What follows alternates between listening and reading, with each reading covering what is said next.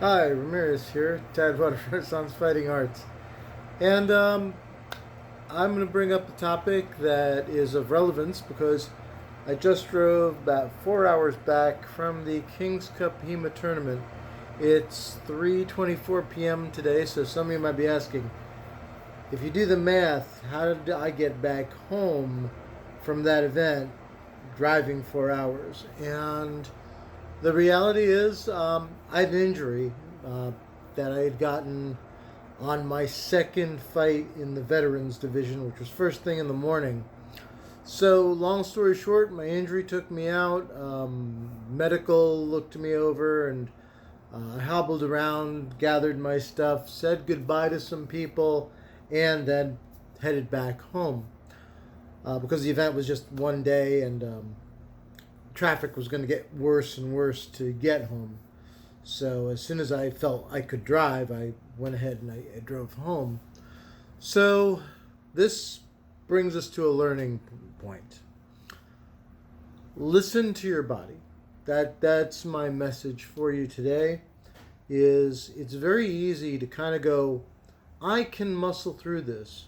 Or maybe you've seen the Karate Kid, you could find a coach who will clap their hands and fix your injuries long enough for you to go back in the tournament.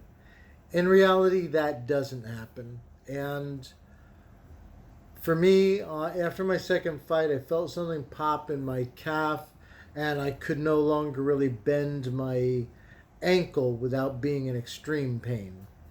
So I knew it was time. Like after that match, I had them um, call the judge in and just let them know I cannot fight anymore today, and that I'd taken an injury, and that's when the medical person came over to see me, check out what was going on with my leg, and I sat around and watched the rest of that pool with an ice pack on my leg. Was it fun? No, but I think ego's bruised worse than the body, and so it's very easy for people to try to push past that. I would urge you all to kind of listen to your body. If your body says, no, we're not doing this, go ahead and walk away.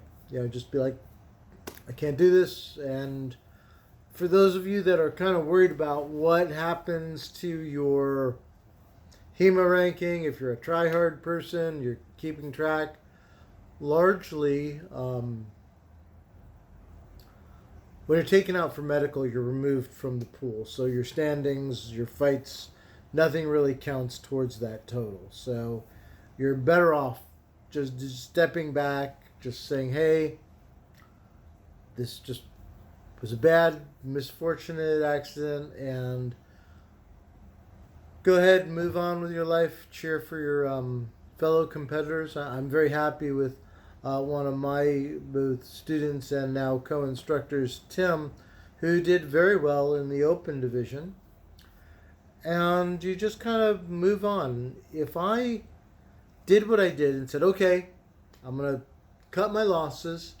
Now I have a minor injury. I've been still limping around at the gas station and getting into my house. And I'll probably use my, conveniently enough, my combat cane for a little bit of walking around for the next few days. But by recognizing I had an injury, stepping back, I may very well be fine defense by the time next Saturday's practice rolls around. And that's what's important. You do have to kind of see the bigger picture. I know when we do tournaments, sometimes we spend a lot of money on hotels, on travel, food while you're out there. So it can be very tempting to want to push through. And I would kind of urge anyone, if your body's telling you not to go on, don't fight that. Listen to what your body has to say, because that'll mean there will always be another tournament. There will always be another opportunity to spar. But you get one body. And if you jack that up badly enough, you won't get the chance to fight again. So I always encourage you, if you're at a tournament and you do sustain a significant injury that you feel like you can't fence, don't try to muscle through it. Just go ahead, say, hey, my body says no, I'm not going to go any further. And that also counts. I've seen people who've had injuries like this before a tournament.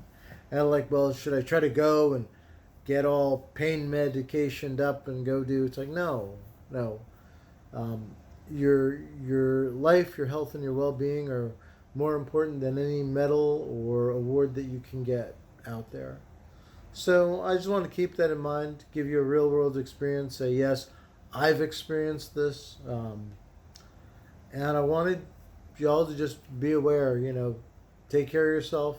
And mind you, I got this injury even though I stretched, I did some warm up sparring, I did everything right. And just as you get older, stuff happens. Your body's not quite as springy and flexible as it may have been years ago. And I'm okay with that. But I just wanted to put this out there so that you all know anyone at any level can take an injury during tournament. And really the best answer is just step aside, recover, support your friends.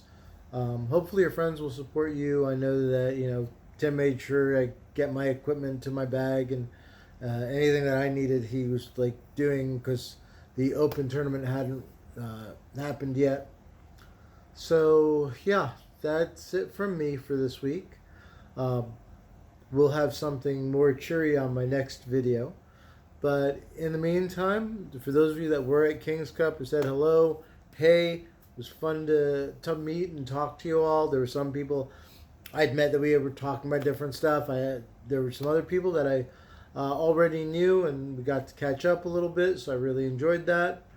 And once again, this is Ramirez with Tidewater Renaissance Fighting Arts. We're based out of Norfolk, Virginia, and I will see you in the next video.